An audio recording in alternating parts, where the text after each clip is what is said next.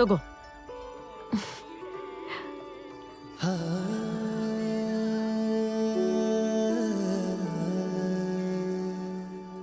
ಏನು ಯೋಚನೆ ಮಾಡ್ತಿದ್ಯಾ?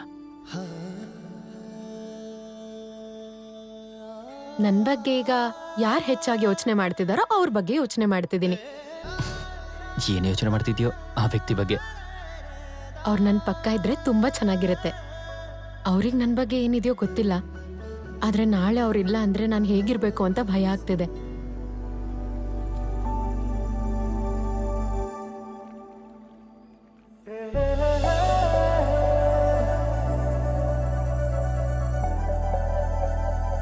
ಅವನಿನ್ನ ಬಿಟ್ಟು ಎಲ್ಲೂ ಹೋಗಲ್ಲ.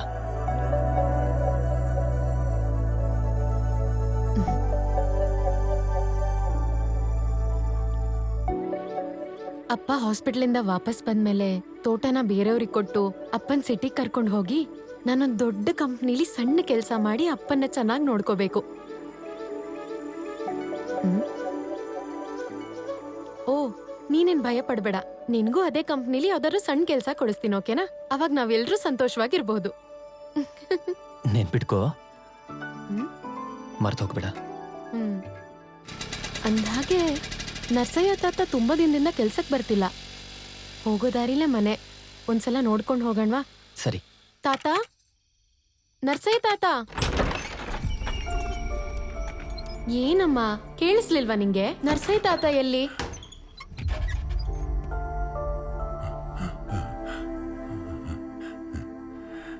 ಏನಮ್ಮ ಇಷ್ಟೊತ್ತಲ್ಲಿ?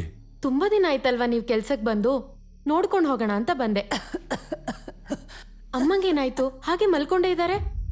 ಸ್ವಲ್ಪ ಹುಷಾರಿಲ್ಲಮ್ಮ. ಓ, ಮತ್ತೆ ಹಾಸ್ಪಿಟ್ಲಿಗೆ ಕರ್ಕೊಂಡು ಹೋಗಿಲ್ವಾ? ಕಷಾಯ ಕೊಟ್ಟಿದ್ದೀನಿ, ಈ ರಾತ್ರಿ ನೋಡ್ಕೊಂಡು ನಾಳೆ ಕರ್ಕೊಂಡು ಹೋಗ್ತೀನಮ್ಮ. ಏ ಪಾಪು, ಊಟ ಆಯ್ತಾ? ಏನ್ ತಿಂದೆ? ಈ ಕಡೆ ಏನಮ್ಮ ನೋಡ್ತಿದ್ಯಾ? ಹೇಳಮ್ಮ. ರಸಮ್ಮು, ಪಲ್ಯ, ಮೊಸರನ್ನ ತಿಂದೆ ಅಂತ ಹೇಳಮ್ಮ. ಯಾಕೆ ಮಾತಾಡ್ತಿಲ್ಲ? ನಾವ್ ತಿಂತೀವಿ ಅಂತನಾ? ಹೋಗ್ ಬರ್ತೀನಿ ತಾತ. 2 ದಿನದಿಂದ ಏನು ತಿಂದಿಲ್ಲ ಅಕ್ಕ. ತುಂಬಾ ಹೊಟ್ಟೆ ಹಸಿವಾಗ್ತಿದೆ.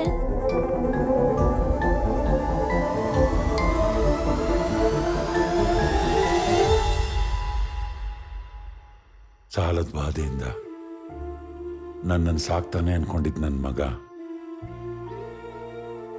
ಪಟ್ನಕ್ಕೆ ಹೋಗಿ ಸೇರ್ಕೊಂಡ್ಬಿಟ್ಟ.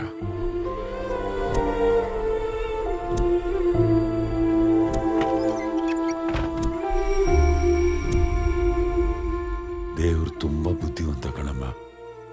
ನಾವೆಲ್ಲಿ ಅವನ ಮೇಲೆ ಭಾರ ಹಾಕ್ತೀವಿ ಅಂತ ಹೇಳ್ಬಿಟ್ಟು ಮುಂಚೆನೆ ನಮಗೆ ಜವಾಬ್ದಾರಿ ಕೊಡ್ತಾನೆ.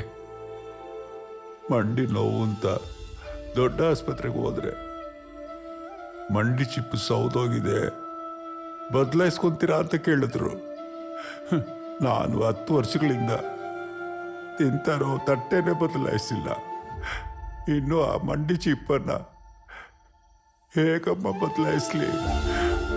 ಅದ್ರ ಜೊತೆಗೆ ಈ ಮುದುಕಿನ ಕಾಯಿಲೆ ಬಿದ್ದಿದ್ದಾಳೆ. ಇರೋದನ್ನೆಲ್ಲ ಖಾಲಿ ಮಾಡ್ಕೊಂಡೆ. ಯಾರತ್ರ ಆದ್ರೂ ಸಹಾಯ ಕೇಳೋಣ ಅಂದ್ರೆ ಇಲ್ಲಿರೋರ್ದೆಲ್ಲರೂ ಕೂಡ ನಂತರದ ಬದುಕೆ ಅಲ್ವೇನಮ್ಮ. ಮತ್ತೆ ನಿನ್ ಜಮೀನ್ ಏನಾಯ್ತು ತಾತ? ಬೋರ್ ಹಾಕ್ಸಿದ್ಯಲ್ವಾ? ಜಮೀನ ಹೋದ್ಮೇಲೆ ಆ ಜಮೀನಲ್ಲಿ ನನ್ನ ಸಮಾಧಿ ಕಟ್ಟೋದಿಕ್ ಬಿಟ್ರೆ ಬದುಕಿರುವಾಗ ಹೊಟ್ಟೆ ತುಂಬಿಸ್ಕೊಳಕ್ ಆಗ್ತಾ ಇಲ್ವಲ್ಲಮ್ಮ. ಆ MLA ಅವನ ಮಗ ಅಕ್ಕಪಕ್ಕದಲ್ಲಿರೋ ಜಮೀನೆಲ್ಲ ಆಕ್ರಮಿಸ್ಕೊಂಡಿದ್ದಾರೆ. ನನ್ನ ಜಮೀನಿಗೆ ನೀರು ಬರೋದು ಕೂಡ ನಿಂತು ಹೋಗಿದೆ. ಸಾಲ ಮಾಡಿಕೊಂಡು ಬೋರ್ ಹಾಕ್ಸ್ಕೊಂಡು ಕರೆಂಟ್ ಕಲೆಕ್ಷನ್ಗೋಸ್ಕರ ಅರ್ಜಿ ಹಾಕಿದ್ರೆ ಟ್ರಾನ್ಸ್ಫಾರ್ಮರ್ ಹಾಕಬೇಕು, ₹1,00,000 ಆಗತ್ತೆ ಅಂತ ಹೇಳ್ತಾ ಇದ್ದಾರಮ್ಮ.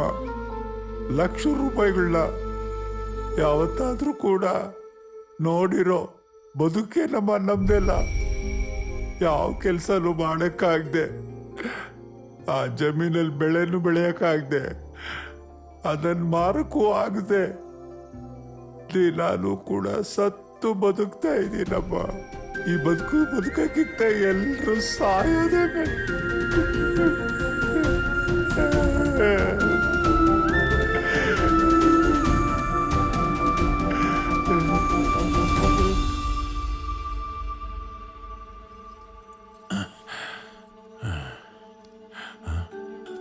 ಅವ್ರನ್ನ ಆಸ್ಪತ್ರೆಗೆ ಕರ್ಕೊಂಡು ಹೋಗ್ತದ. ಮೊದಲು ನೀವೇನಾದ್ರೂ ತಿನ್ನಿ. ಬೇಡ ಕಣಪ್ಪ, ನೀನ್ ಕಷ್ಟಪಟ್ಟಿರೋ ದುಡ್ಡು ಇದು ಬೇಡಪ್ಪ ನನಗೆ. ಪರವಾಗಿಲ್ಲ ತಗೋತಾತ, ನಿಮ್ಮ ಮೊಮ್ಮಗ ಅನ್ಕೋ. ಅನ್ನ ಕೊಡೋ ಭೂಮಿ ಮೋಸ ಮಾಡಲ್ಲ. ಮಗ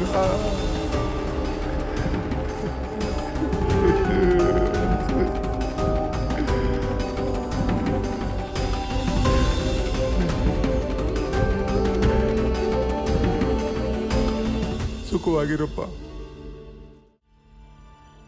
ನಿನ್ ತಿಂಗಳ ಸಂಬಳನೆಲ್ಲ ಹಾಕಿ ಕೊಟ್ಬಿಟ್ಯಲ್ಲ, ನಿನ್ ಬಗ್ಗೆ ಚೂರು ಯೋಚನೆ ಇಲ್ವಾ? ನಾವು ಹೋಗೋದು 1 ಗಂಟೆ ಲೇಟ್ ಆಗಿದ್ದಿದ್ರು ಆ ಮನೇಲಿ ಏನ್ ನಡೀತಾ ಇತ್ತು ಅಂತ ಯೋಚನೆ ಮಾಡಿದ್ರೇನೆ ಭಯ ಆಗ್ತಿದೆ. ಪಾಪ ತಾತನ್ ಜಮೀನಲ್ಲಿ ನೀರ್ ಬಂದಿದ್ರೆ ಅವ್ರಿಗೆ ಈ ಪರಿಸ್ಥಿತಿ ಬರ್ತಿರ್ಲಿಲ್ಲ ಅನ್ಸುತ್ತೆ. ಇಲ್ ಮನೆಗೊಂದ್ ರಾಮಾಯಣ ಬಿಡು.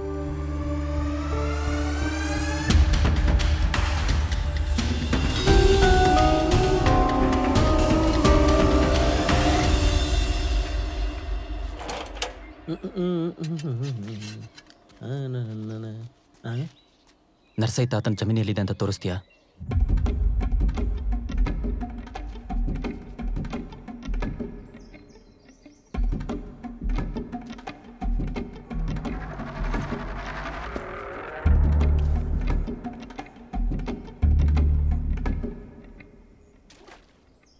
ಒಳಗಡೆ ತುಂಬಾ ನೀರಿದೆ. ನರ್ಸೈ ತಾತನ ಕಣ್ಣೀರ್ ನಿಲ್ಬೇಕು ಅಂದ್ರೆ ಒಳಗಿರೋ ನೀರು ಹೊರಗೆ ಬರಬೇಕು.